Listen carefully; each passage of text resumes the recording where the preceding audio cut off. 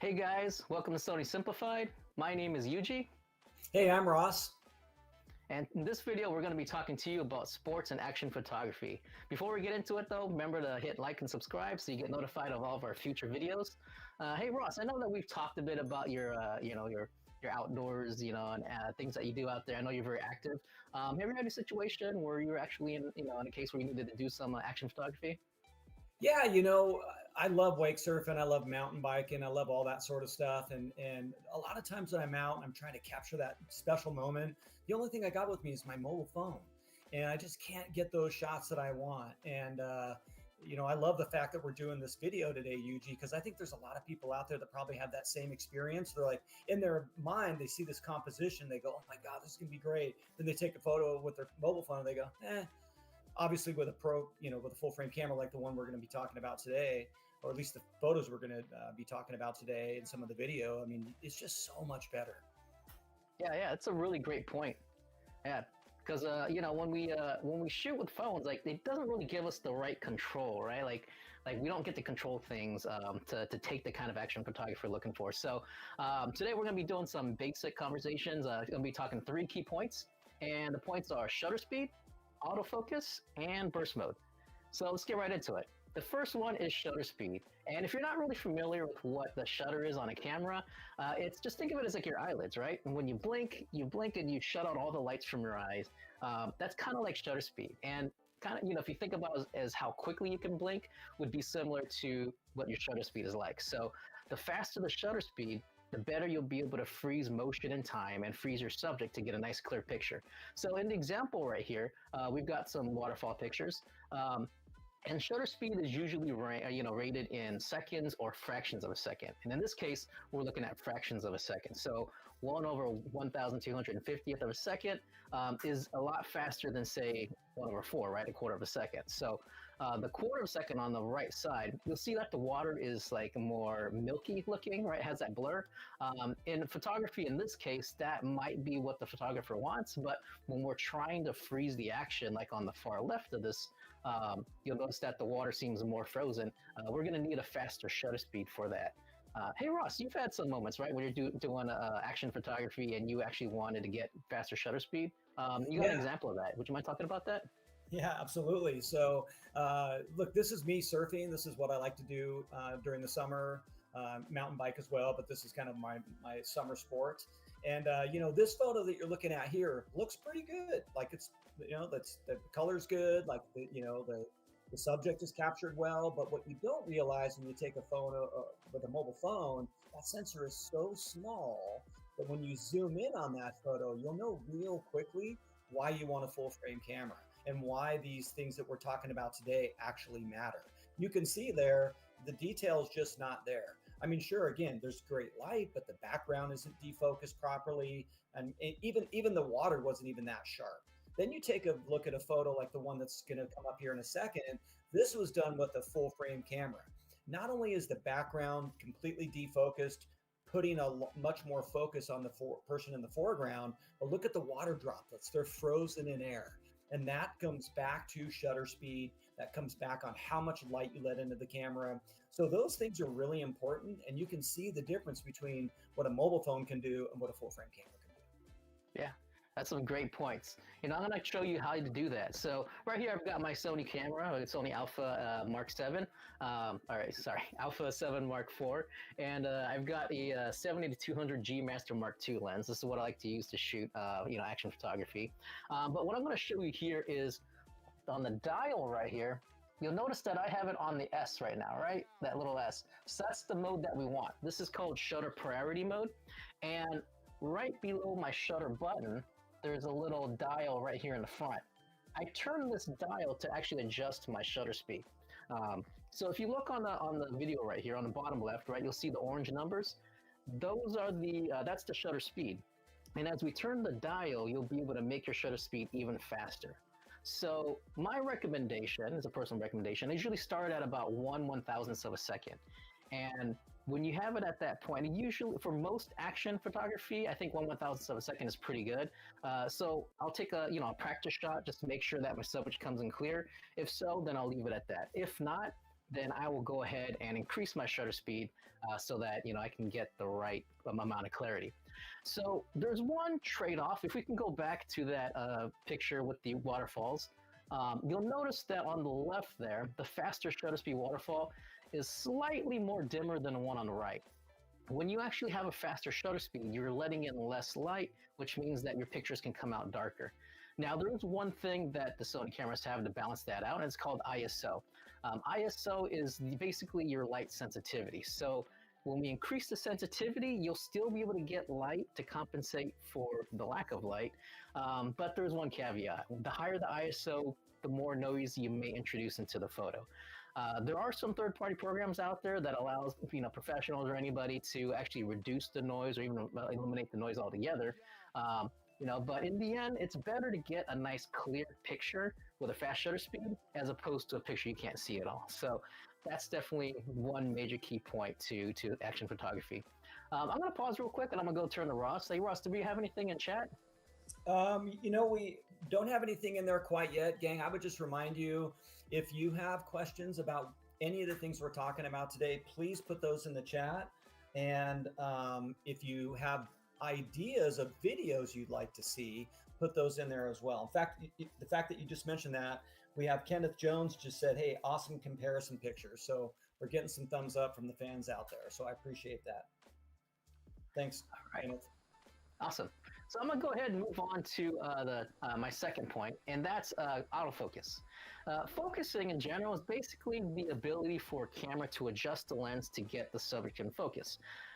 It's really difficult to do manually, like you can, but it's really hard for action photography. So an analogy I'll use for that is imagine a fly sitting on your desk and you've got a laser pointer and you're pointing that laser pointer at the fly, right? Which is easy to do. Now imagine that fly flying around the room now. It's going to be really hard to keep that laser pointer on that fly, of course, right? So that's why you let the camera handle the guesswork for you and enable autofocus. Sony cameras literally have hundreds of autofocus points, and basically when you enable autofocus, as you see in the video here, we'll have there'll be the girl running around and there'll be little green boxes following her around. That's basically the autofocusing working and continually to keep her in focus while she's moving, close and away from the camera.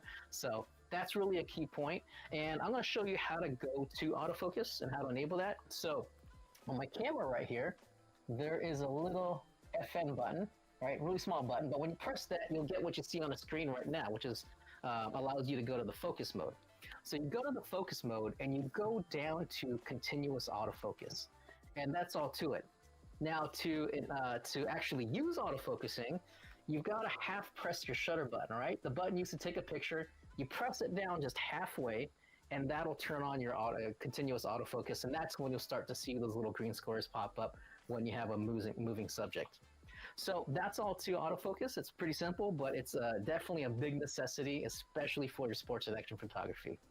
So I want to get to the third point now, and the third point is burst mode, which is something that we have within something called drive mode. Now, in this case, burst mode is what you see on the screen. There's a fidget spinner spinning around in circles, right? And you'll notice that there'll be some black flashes. Each time the screen flashes black in this video, that means that the camera has actually taken a picture. And you'll notice that there's quite a few. So once it's actually, after you completed the burst, you'll actually see that it's taken quite a few pictures. And we'll go ahead and show over the images, right? We took 20 shots here in that small amount of time. You probably also noticed that those little green squares following the fidget spinner, right, to keep it in focus. But burst mode works just like that. It works real quick, and it's real essential. And I'll tell you why. When you're actually taking action photography, it's really hard to time the right photo. So instead of taking one picture and trying to time it correctly, you want to shoot in bursts. So let me go ahead and show you how to get to that. So there is a wheel right here, right? This little wheel for the menu. If you press left on that wheel, it takes you to the menu that we see on the screen right now. When you go there, you want to go down to the continuous shooting drive mode. And there's a few settings in there, but the two that we want is going to be high and high plus. Now, the difference between the two is that high actually takes a burst of photos, but you can still see what's going on through your viewfinder. High Plus will take faster bursts of shots, but you won't be able to see what's going on through your viewfinder. So here's where you use it. When you have a moving subject and you're not really sure which way they're going, right? Like say like somebody on the field is running, like a soccer field is running by, you'll probably want to use high so you can keep following them as they're moving along the field. But if you're watching, say like baseball, and your goal is to capture that moment that the ball makes contact with the bat, you know that the batter is going to stay in that same spot during.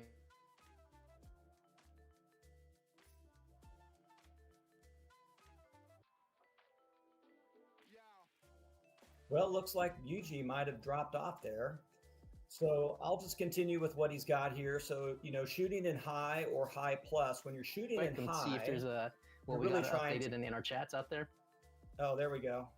Yeah, you kind of dropped off there. I wasn't sure what was going on. So Kenneth Jones had a couple of things. At first, as awesome comparison photos. KP63, that's a helpful point about the lower light and adjusting ISO.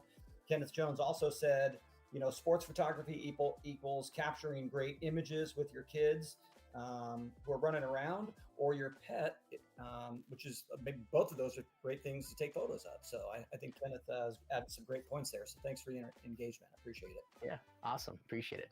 Yeah, great points. So, I'm just going to kind of put everything together and just kind of summarize what I talked about. The first thing is shutter speed, right? You want a fast shutter speed.